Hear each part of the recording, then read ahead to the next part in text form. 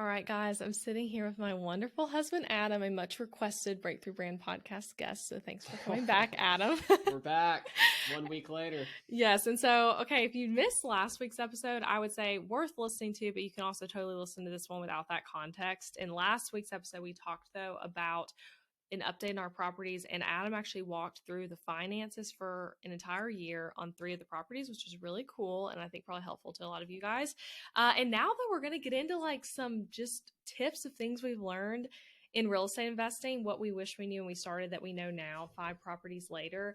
And worth noting, because I always like kind of making note of this sort of thing, but like we're obviously not real estate investing pros, which I actually think is part of why this might be helpful, though, because we are just like regular people with other types of jobs who are doing this as like a side thing. It's not our main thing. I'm not trying to start a course on real estate investing or anything like that. So this is not a prequel to that product launching. Although maybe some of you guys wish that would be a thing. Let me know if that's you, but that's not something whatsoever that we're planning on doing. But I do want to share all this with you guys because I think it's helpful and something for me personally that I've always felt pretty passionately about. Adam knows this, but like so much of business stuff and what business people teach is like, here's how to make money as a business owner, but then not enough people, in my opinion, talk about what you do with that money after, talking about things like tithing, investing, finances in general. And so I like to bring that up and be like, hey, here's what we are doing. And so this is a big part of what we're doing with the money that my business makes. So anything else to add before we get started on the first things? No, I think that's a really good intro. I mean, if you listened to the last episode or if you didn't, it was more granular, like very detail oriented. And hopefully I don't think that sounds boring. I think granular and details is fascinating. Yeah. But this one is more big picture, conceptual, high level, not as detail oriented. Yeah, so we have 7 things we wish we knew then that we know now. Not really in any particular order, but I guess you could say this first one honestly might be the biggest. So Adam, tell us what the first... I don't know if I would say that. Oh, you don't say that? These next 6 are pretty good. Well, I meant the one that's the most painful, maybe, is how I think about it. Sure. The most painful, not necessarily... Yeah, the most painful. Let's say that. Potential for pain.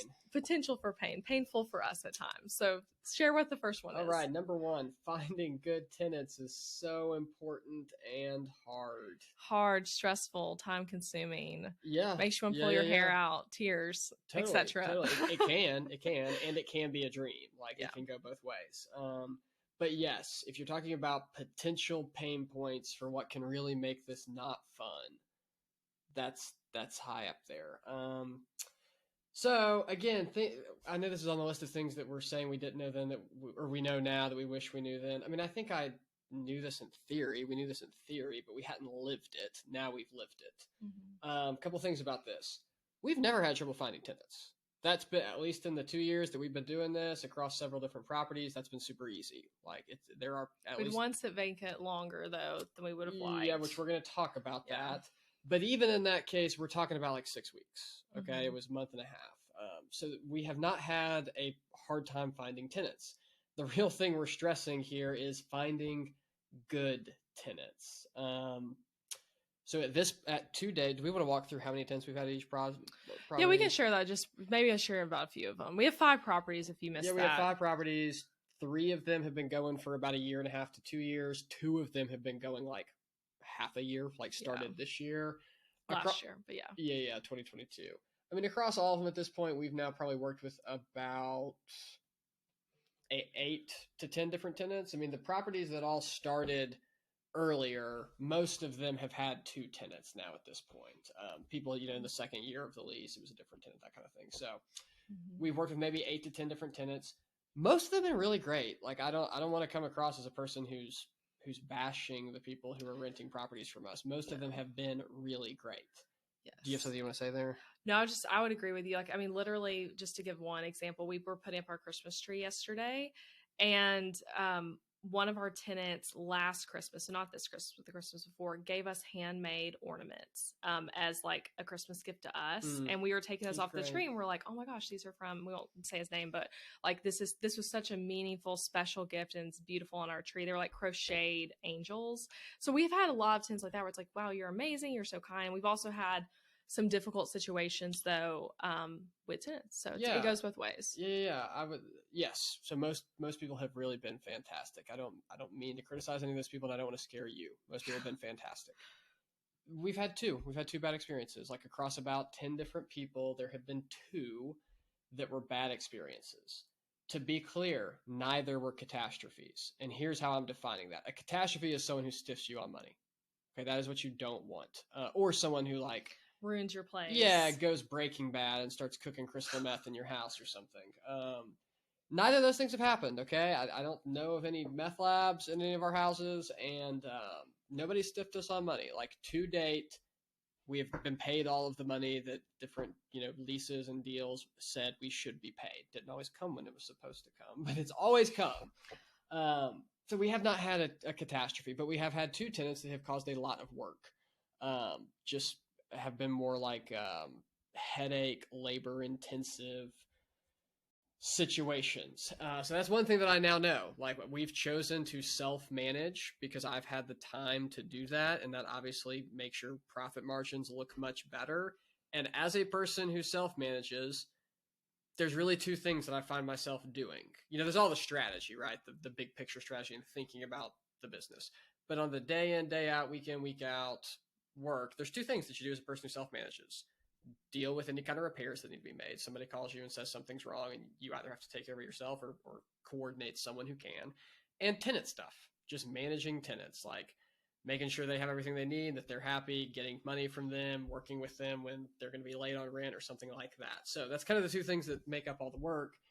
And man, the managing difficult tenants thing, it can just shoot the work way through the ceiling. So we had one tenant on a property who, well, before I say that,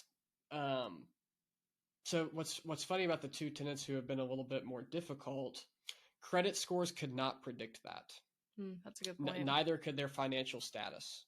So I just want to say, and we'll talk a little bit about how I think you go about getting a good tenant, but I just want to say from the front end, it is not all about making sure that the person has a good job and a good credit score. Which, if you're new to real estate investing, that might not make as much sense about why you're saying that, but it's very common advice that just look at the credit score, look that they have enough money according to like their W-2 that they can pay you for this. Pay stubs. I mean, that they can pay you, and then that's that. Yeah. But that's not always that. And let me be clear. I'm not saying don't do those things. Okay, like yes, you do want to run a credit report, and you do want to verify income to make sure that they can pay the rent. So all that stuff is important.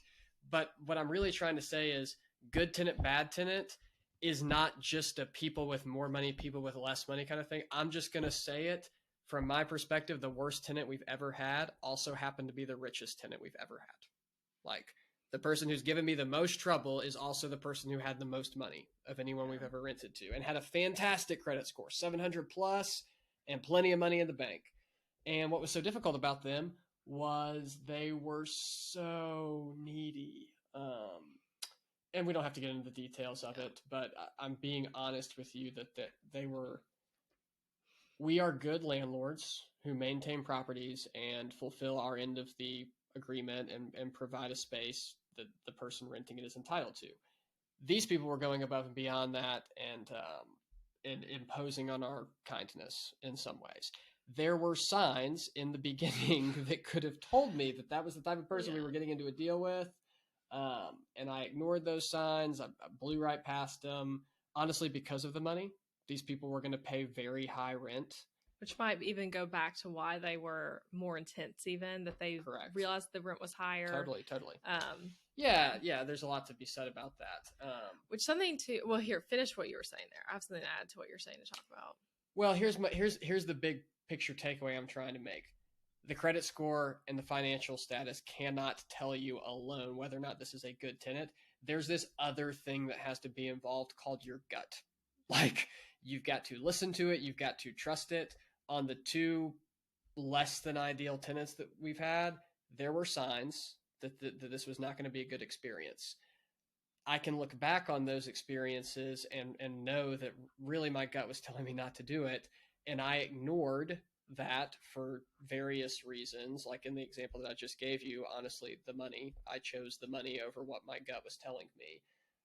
That's a mistake. So here's the takeaway: like, run the credit scores and all that kind of stuff, but talk to the person, interview them, be in a room with them, be in tune with how you feel about them, like what your body and your intuition is telling you about them. Going to bring in some mental health here because I'm a therapist. Your gut is never wrong. Okay, like, your brain can absolutely be wrong because your brain does this really cool thing called justifying and rationalizing, and your brain can play tricks on itself and talk you into whatever you're trying to talk yourself into. Your gut does not lie. Like, if you can get in touch with the intuition and voice that's coming from your body, do not ignore it. Because there's no justification or mind games going on there. It's telling you the truth. Yeah, that's such great advice. And guys, I'm just like, it's so interesting how real estate relates so much to other types of business as well. But like the whole time Adam was talking about that, I was just thinking about like if you're in a situation where you're thinking about taking on a client in your business, whether you're a copywriter, photographer, a website designer, and you're like, looking at the money, looking at their status, looking at how many followers they have, and you're like, oh, they'd be great. And you're just letting all of those things be the thing that's like defining whether or not you should take them as a client, but not going with your gut. That's when we run into all those situations where you're crying over the contract and you're trying to fire them as a client. Like, this stuff applies everywhere. So like, if you are in that situation, maybe even rewind back and listen to him say all that again and think about it from the perspective of your business right now, not a real estate business, because it all applies the same when we think about working with people. And something else I would add, Adam, is that like one thing, and I think you realized this and kind of changed it with later tenants, but not texting with tenants can be really helpful. And that also is back to regular business, guys. If you've been in Booked Out Designer or heard me, and there's a lot in therapy about this. Yes, I've talked about this on my podcast of like setting boundaries with clients. I can link to an episode about that. But like, I'm a huge proponent of whatever type of business you're in, not opening that door. How you communicate with the client, you are literally teaching them how to communicate back with you. And so in real estate, if you text your tenant to be like, hey, how's the move-in day? Now, next time they need something and it's, 8 p.m. on Saturday night, they're going to text you about it and expect you to respond immediately because it's texting. They expect, the other people in their lives to respond immediately. So don't text with the people. So maybe even share a little bit about that, Adam, how that part relates. You did a really good job there. I mean, there's not a lot else to say about it, but yes, I mean, the therapy world terminology we're talking about is boundaries. And the piece you're bringing in that's really good is like you're the one who creates the norms and shapes the culture of the relationship and the expectations. And if you're intentional about that, you can set it up in a way that makes sense.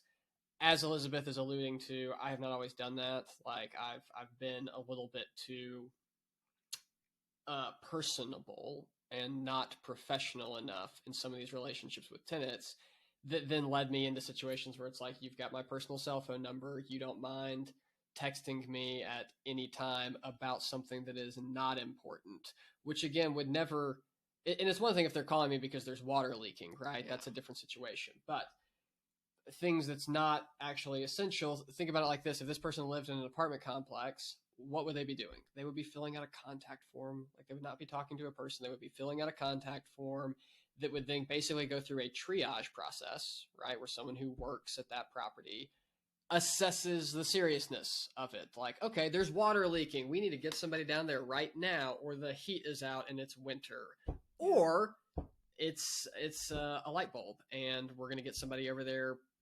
sometime, but not right now. Does that make sense? Yeah. I haven't always done a good job of creating that kind of relationship or creating habits that would set up that kind of relationship. I mean, a simple one that I'm trying to move everything towards is it's great to set up the norm of communication being over email, not phone. Like, that's just a good starting place. Yeah, and I mean, just to even put an example of like how that has created problems. I mean, there was one time in particular where there was a problem at one of the properties. You got texted about it on like Sunday morning with the urgency and expectation from the tenant that it would be fixed by the end of the day, even though we needed a specialized person to come out there to fix it, which is not going to be available just on a Sunday within a few hours to be done. And this was all being done over texting. Again, if you listen to last episode, we talked about how the real estate business is a great way to make money, and it's not a ton of work in a sense, but it's a lot of mental load. Like this is a lot of mental load. If you have tenants constantly emailing and texting you, being like, I need this thing, I need that thing, I have this problem. So that's helpful there. Totally. And there are things that you can do to try to create a relationship with better boundaries. Yeah. So you want to go to the second one? Yep. Number 2. Do you want to say it? You want me to say it? Yes. So the second thing is we want to share some, this is getting kind of weird on the order. The second thing is we have some resources we use now that we did not know about when we first started this business that have been super, super helpful. 3 things in particular. So this is kind of a sub point of 3 things. And we can be very fast here.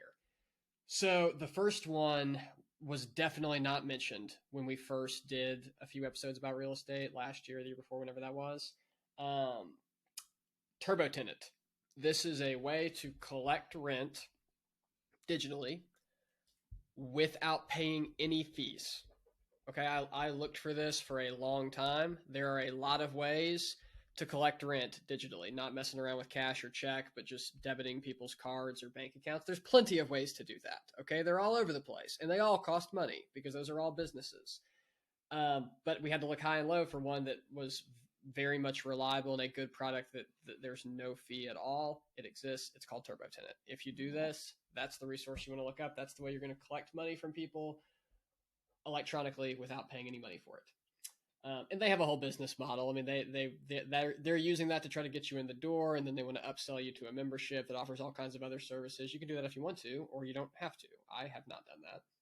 So Turbo Tenant. Second one, we definitely did talk about this probably. But I've used it more since. Yeah, My Smart Move. It's just a great software to do the credit checks and to do the background checks, like criminal background checks. So that's My Smart Move. And again, that's not the whole process. Trust your gut too. And finally, this one's more of a tip than a resource. If you get into this, just create a document in your Google Drive or whatever where you keep a list of vendors. So there's a lot of different stuff that a house needs. Okay, there's the electrical, and there's the plumbing, and there's the painting, and there's the yard, and there's the roof, and there's a lot of different stuff. So if you end up doing this, you need an electrician, you need a painter, you need a plumber. It'd actually be nice to have a couple of those in case one's price is too high or is not available. So this is not an urgent thing. You don't have to do this in order to get started. But once you get started, create a sheet where you start logging all of that. If you have a good experience with someone, like if you work with someone, it was a good experience, and put their name in there and what they do. So-and-so, the electrician, here's their phone number. And a lot of times these people are running such bootstrapped kind of businesses that like you're never going to find it if you don't have their personal phone number. Like their personal phone number just being passed from person to person is the only way to get in touch with them. Oh. Second thought on that, this is not really one of our tips, but I do think it's an important story. Always price check. And I don't just mean, okay, if it's a small job, if you're having an electrician come over to do something for $120, I'm not saying you have to shop that to 3 different electricians to save the $10 from someone who might do it for $110. Okay, I'm not saying that. But when you're having big work done, price check, price check, price check. I saved $2,000 by doing this earlier this year. So we had last year, 2022. We're recording this at the very beginning of January, so it's like, wait, what year is it? In 2022. So we had an HVAC go out. We had to buy a new HVAC. That got covered on the last podcast episode, what that kind of meant for the finances.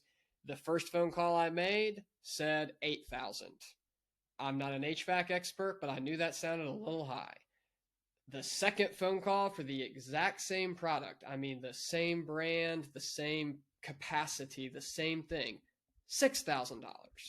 I mean, it's a $2,000 phone call. I made $2,000 by making the second phone call. Like, just price check. Like, it's worth it to do a little extra work, a Google search, a second phone number, just to compare rates.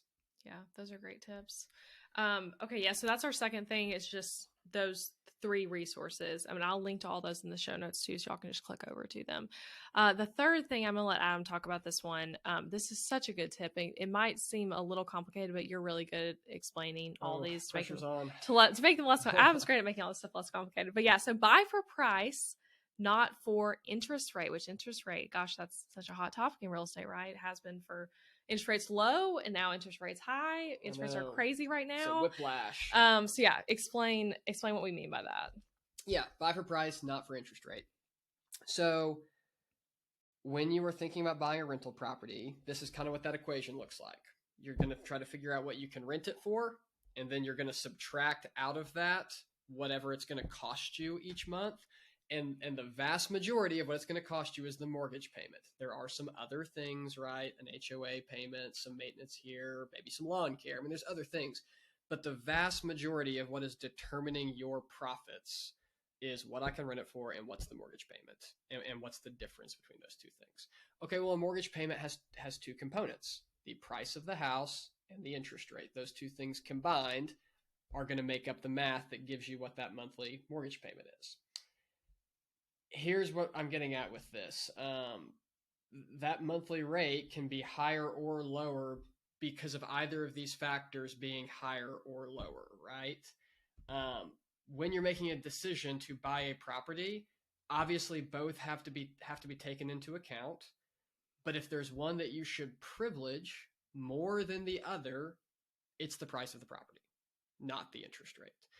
And for one simple reason, that's because interest rates can change. You can refinance and all that to literally change your exactly interest rate. Exactly. Like when you buy a house, whatever interest rate you're getting locked in at, even if it's a high interest rate, it will never go higher.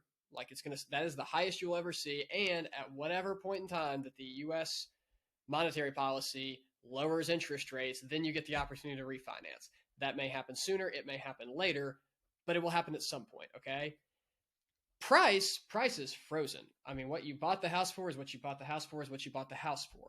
And you might say, okay, Adam, but why does it matter if I paid a little too much for the house if the numbers still work? Like if my interest rate was so low that my monthly payment is so low that I still make money, why does it matter if I paid too much for the price? It will matter at the resale. Like that is money that you're losing in 5 or 10 or 15 years when you sell the house. Does that make sense what I'm saying? Like, let's say you got a awesome interest rate, so you paid an extra $20,000 on the house and all the numbers still worked. That's fine if it's going to be your personal residence, by the way. That's totally fine. That is not fine for this business because so much of the money you're trying to make is the profits that you will cash in the future when you are selling a house that is now worth more than you bought it for. And if you overpaid on the front end, it really eats into that. So that's what's so bad about privileging an interest rate over price. I mean, personal story for us. So when we first started doing this, we were chasing interest rates. Which still, to be fair, prices were also good on those early, right. Which we had really great situation because of that. Right. So when we bought the first 3 of these back at the beginning of 2021, I mean, interest rates were at all time, absolutely not exaggerating, fair to say historic lows. We all know this. So at that point in time, it might have made sense to chase the interest rate. Okay. And also, prices still had room to run, so we were not at the peak of the market yet. There was still another 6 months to 12 months to 14 months of like price growth. So those purchases all worked, even though we were somewhat motivated by the interest rate for very specific circumstances that I just explained. It all worked out at that point. But I will say the reason I included this is because this past year, 2022, we made a mistake, not a catastrophic mistake, but I would still call it a mistake on a house because of chasing interest rates. And back to trusting your gut instinct. That was actually, and also back to 2 things, trusting your gut instinct and the mental load of this type of business. Adam was like in anguish. Yeah, in anguish, truly, over this decision. I tried to help as much as I could on like helping him make the decision, and us both being in on it, but it was like a lot of like, okay, I'm not going to do it, I am going to do it. I think the people the whole time thought we were going to back out of the deal probably because we were like literally delayed flighty. We were delayed on things like because we were flighty. yeah, and that's probably because our gut was telling us not to do it, and I think it has worked out well right now, at least. Yes, yeah, I want to be clear. So this is the Huntsville house. I'm talking about the house that we bought this year in Huntsville. Which if you listen to last week's episode, you know what we're talking about because we walked through all the houses. Yeah, the house we bought in 2022 in Huntsville. It's not a catastrophe at all. Okay, like I think that house is going to work out. I don't think it's going to be a home run. It's not going to be my favorite thing to think back on, but after some hold time, like with enough patience, like it's going to be a profitable decision. But I also don't think it's going to be a highlight reel either, if that makes sense. And the reason is because we were chasing interest rates. So, as you know, throughout 2022, interest rates were going up. We bought that house largely motivated by a desire to try to get one more house in while interest rates were still somewhat low.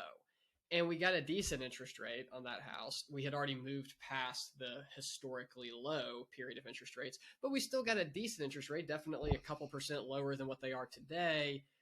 But that was the guiding impulse, not what's the sell price or what's the list price? Is it a good deal? Do we think we're getting this for less than it's worth today? What do we think the housing market's about to do? Go up or down? Newsflash, it was about to go down. We weren't thinking about that as much. Okay, still not a catastrophic mistake. Huntsville is a great market. There's a lot of resiliency there. It's actually the kind of market you'd like to be in when the real estate industry turns down. A cheaper market, but still quality. So it's not a catastrophe, but nonetheless, I look back on it thinking, gosh, I wish we hadn't done that. And the reason we did it was chasing interest rates more than price. Mm-hmm.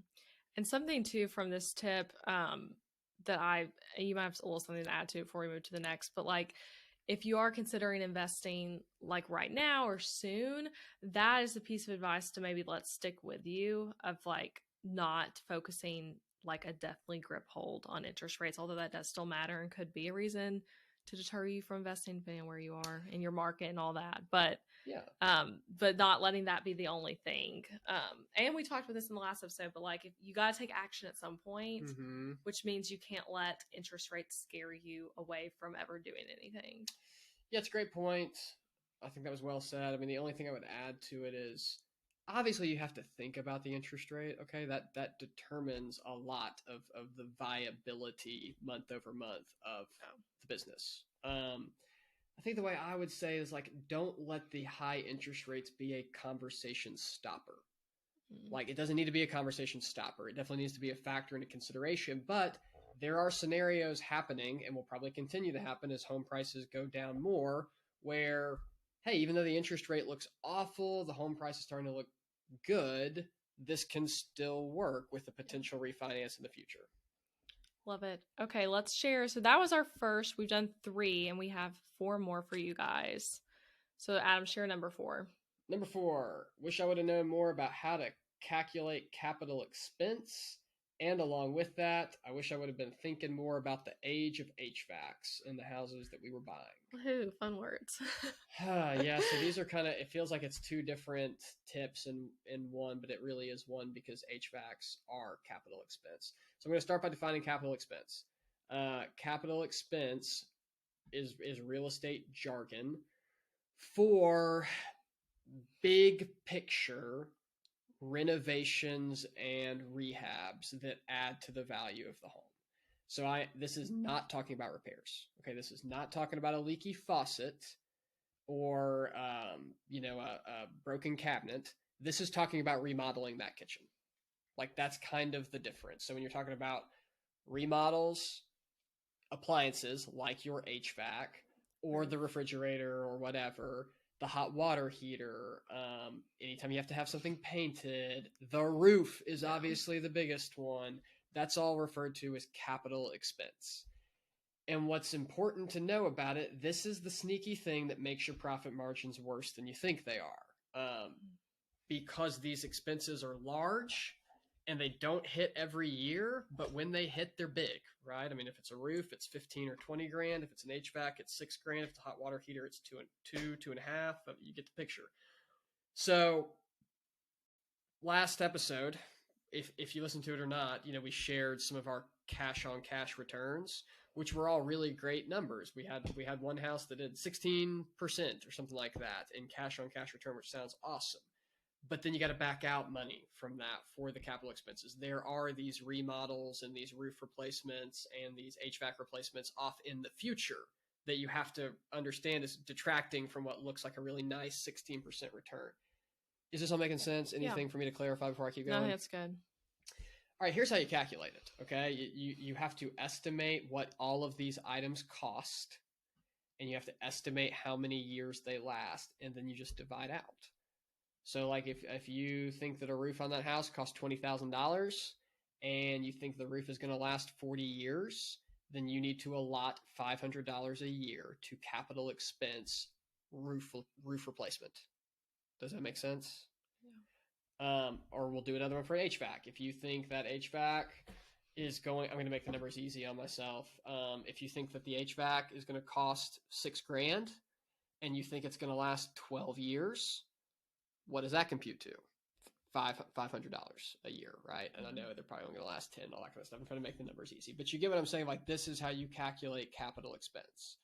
So what did we just come up with there? Between the roof and the HVAC, we just came up with $1,000 a year in capital expense that you should be factoring into these profit margins. And you can do the same thing with remodels and the hot water heater and all that kind of stuff. And then whatever number you come up with how much needs to be spoken for future capital expense in a year, maybe $2,000.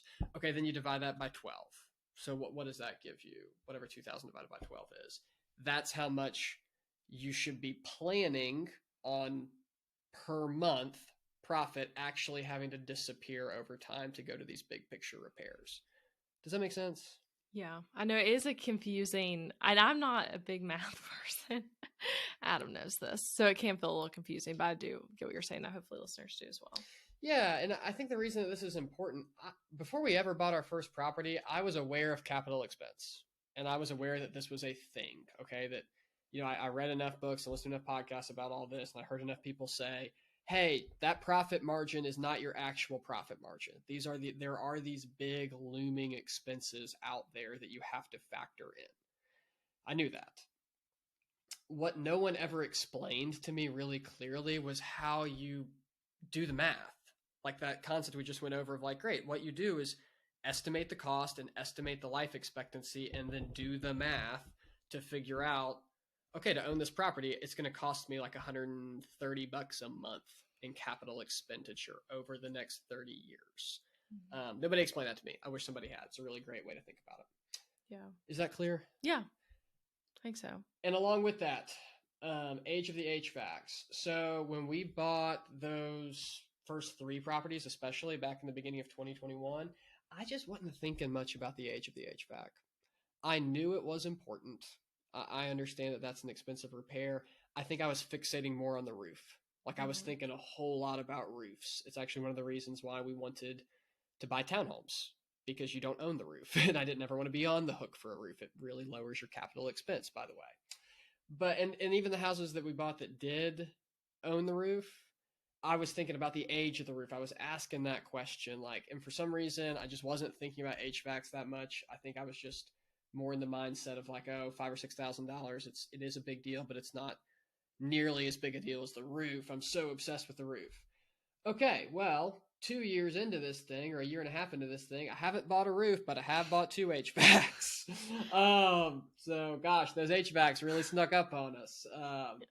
So that's something that's kind of sucked about the first year and a half. We have bought 2 HVACs. That is $12,000. Good news, even with all of that capital expense, because that's capital expense, that $12,000, even with so much of it being front loaded to the first couple of years, we've still had solid profit, which is good.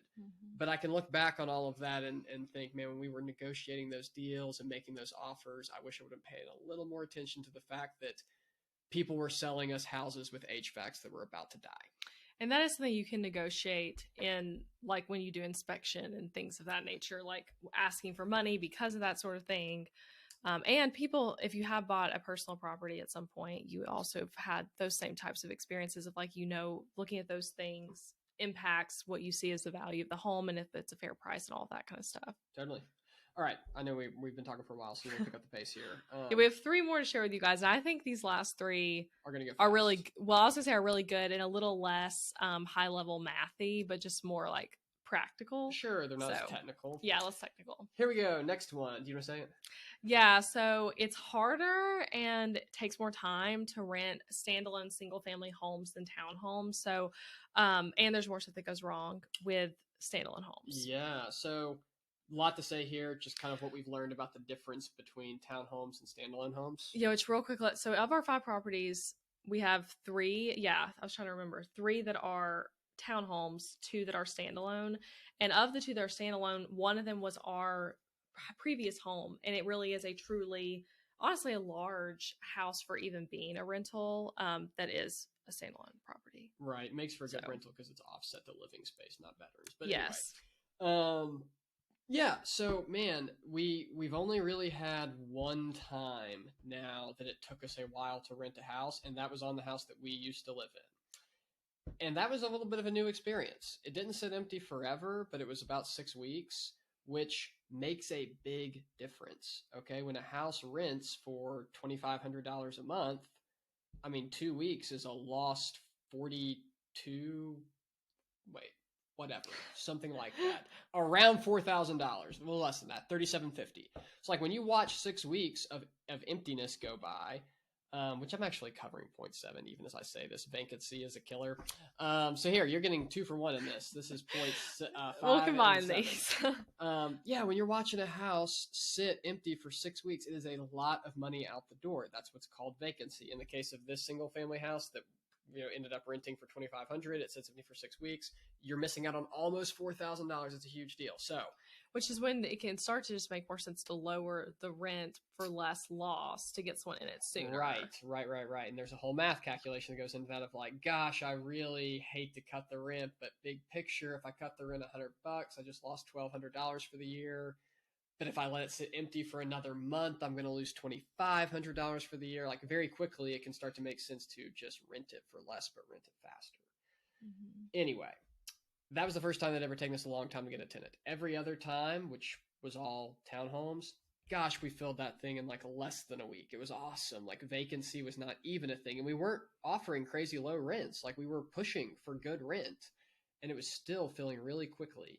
And my theory is that it's just a lot easier to rent out townhomes and a lot harder to rent out larger standalone homes because of the types of people who are wanting to rent those two different things. Okay, so when you're talking about townhomes, you're talking about single people or maybe couples, without any children or pets, or even if it's a family, a smaller family, like you're talking about a different type. Or if it's a larger family, you might not be planning to live there that long, which goes back to what he's about to say. Yeah, that's a good take. Maybe it is a family or a larger family, but they don't think they're going to be there very long. The point is they're more transient. Like the type of person who's wanting to live in a townhome or a condo is a more transient person who, it seems to me, is probably picking this townhome mostly for location. Like it's near where they need to be for a short period of time. And they know what they're getting. They know it's going to be a 2-bedroom, 2-bath, and they're like, great, but it's right beside my work. That's where I need to be right now. Or it's in the right part of town while the house that I'm going to move into is being finished or whatever. So what that means is it's a less picky population. When you talk about someone who's less transient, more stable, who's wanting to live in a standalone house that might be a place that they see their family being for some amount of time and really putting down some roots, they're pickier. Like they're thinking about what the neighborhood is like, what the street is like, how much traffic there is. Do they like the yard? Is the yard big enough? Is the yard too big? Do they not want to have to cut that much grass? Like it's fixtures and wall color, and even things like the finishes that you might not focus on as much in a townhome or apartment. Right. So that's something we learned. Takes more time to rent those things out when you're planning for vacancy. Something else that we learned that's obvious, but now we've experienced it firsthand. There's just more expense that goes into standalone houses. Like townhomes, here's all the things you're not thinking about. You're probably not thinking about the roof. It's probably the obligation of the homeowners association, and paying for the roof eventually is what some of your HOAs are going towards. You're not thinking about the yard. You're not thinking about anything on the exterior of the house, honestly. Even like the siding and all that kind of stuff is probably the responsibility of the HOA. So you're literally only thinking about the inside of the house. It's so much less. Whereas talking about the mental load that goes into these, so one of our standalone houses, I've spent, a considerable amount of time in my own mind thinking about the trees in the yard and the limbs that probably are going to need to be cut down eventually, the grass and how good it looks or how dead it looks. Mm-hmm. And what else? I wrote something else down. What else am I thinking of? The roof. Oh, and the roof, and when the roof is going to have to be replaced. And even talking about the grass and yard care, there have been many times where you have gone over to the properties and mowed the yard yourself. Yeah, I wouldn't say many times. That's happened a couple of times. But yes, But it's a even good still, point. that's something too you have to think about is like, is the mowing of the yard the tenant's responsibility or is it yours? And if it's yours, Yeah. then like figuring out, are you the one driving over there and mowing it? Or is there, we actually had a neighbor who we were paying to mow that, but we had it as like the yard mowing, at least at that particular property, was on us. Yeah, which we've changed that now, and now we're making leases that reflect it being the responsibility of the tenant. But that still doesn't alleviate you from caring how healthy the grass is. Yeah. Like you still or have if to they're think, just letting it go crazy and right? devalue the home. Like even if they're the one who's responsible for cutting it, you're still the one who cares about whether or not your grass is getting healthier or getting less healthy over time. So, but here's the point. All three of those things that I just said on that one house, that is what I think about the most: the trees, the yard, the roof. You're not thinking about any of that if it's a townhome. None of that is your responsibility. So, if there's a takeaway here, if you do decide to get into this, I like townhomes and associations. Like, I think that if what you're after is more like simple and easy, I think that that is a pretty good strategy. Now, just full disclosure, there is also loss, okay? Like, standalone houses tend to appreciate faster. That is at least what conventional wisdom says. So, in theory, there's more upside on a standalone house, but I'll tell you, there is much, much less month over month expense and stress and work in a townhome. Yeah, and something too that you have to consider if it is, well, this is true of townhomes as well, I guess, but like not all houses and townhomes condos, all of them make sense as a rental. Back when we were saying it's different kinds of people and wanting different kinds of homes, but you could have maybe your first home you're thinking could be a good rental, but it might not actually be a good rental. And Adam kind of said this real quick, but our first house made a good rental, even though it was a standalone, more square footage home, because so much of square footage was living space. It wasn't a ton of bedrooms. It was a 3-bedroom home, which makes it make more sense as a rental in the area it was in. Now, if you're talking about like a rental right next to a college, then maybe like a 5-bedroom house that has hardly any living space, that could make more sense. You have to think about the target market, the ideal customer, so to speak, for the property, and if that makes sense for it to be a rental. Yep. Yeah, good point. It's not all about just the square footage, but how the square footage is being used. Yeah. Okay, so let's share. So Adam tied 2 into that one of it's harder and slower to rent a standalone home, single family home than a townhome, and vacancy is a killer of the finances of the property. To take that into consideration. Yeah, and the quick takeaway there is to remember that oftentimes you are better served to just rent it for a little less, but save time and vacancy. Yeah. Okay, so this is the last one. Last one. Woohoo. Hey, this one's a good one, okay? This has been a positive. This is a positive. Rents really do go up. Woohoo.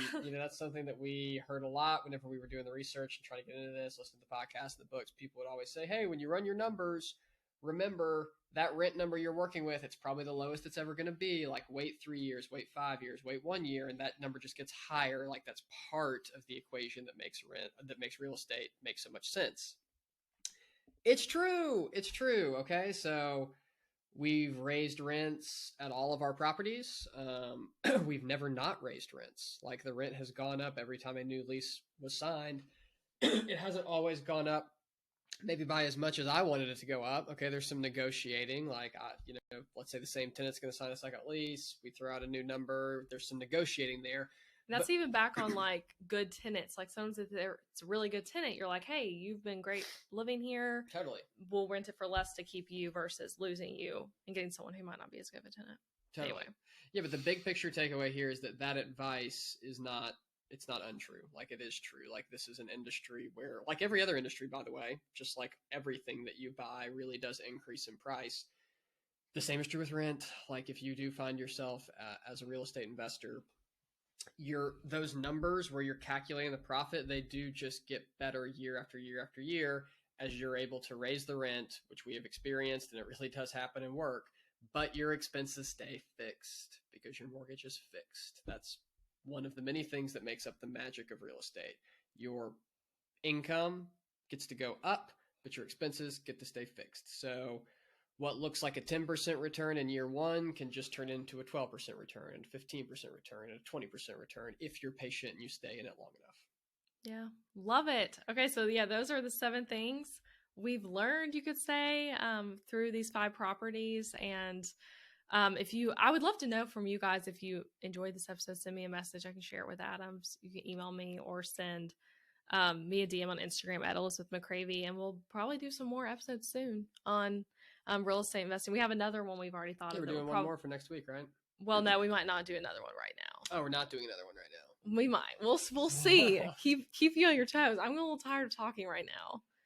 I'm not someone who can podcast for 1,000 years. We've done 2, but yeah, the one you heard last week, we also recorded right before this. But yeah, we literally had a night a few weeks ago where we were sitting up, we were having some drinks, talking, and then we were like, oh, we need to like do some episodes about this. And I, as you do as a business owner, typed into my phone like, oh, these cool ideas. And then funny thing, whenever we do this other idea, I actually like hit record on like the voice recorder app and just recorded Adam talking about one thing. We're like, oh, we should make that episode. Let's just talk about it. So we're going to do another episode talking about like why we've happily invested in real estate, and like some thought process around that, maybe versus like stock market and crypto and some other types of investing. So that's another one to come. Forthcoming at some point. Yeah. Okay. Well, thank you for being a guest as always. Yeah. Thanks for having me. Really enjoyed it. Love you. Love you too.